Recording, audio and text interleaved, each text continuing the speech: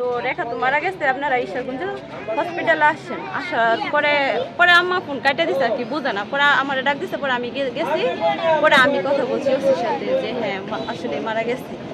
পরে আমরা তো এত রাত করে, রাতে 2টা বাজে তো যাইতে পারি না। পরে যাওয়ার পরে আমরা গেছি সকালে, যাওয়ার পরে দেখি যে মানে মৃত্যু অবস্থা আর কি, মরা। পরে হসপিটালে যাই দিই যে এই ঘটনা। তার এখানে যখন এই সাইডে মানে পুরুষ মানুষ তো মারছে, এখানে যখন মানে একেবারে বুড়ি আঙ্গুল গিয়ে দিচ্ছে, আর এই সাইডে এখানে মানে পুরোটা যখন, আর হাতে বান্ধা আর পায়ে বান্ধা দুটাই চাপ ছিল।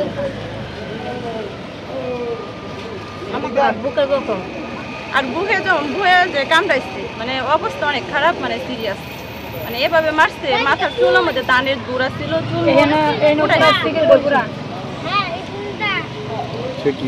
গর্ভবতী ছিল।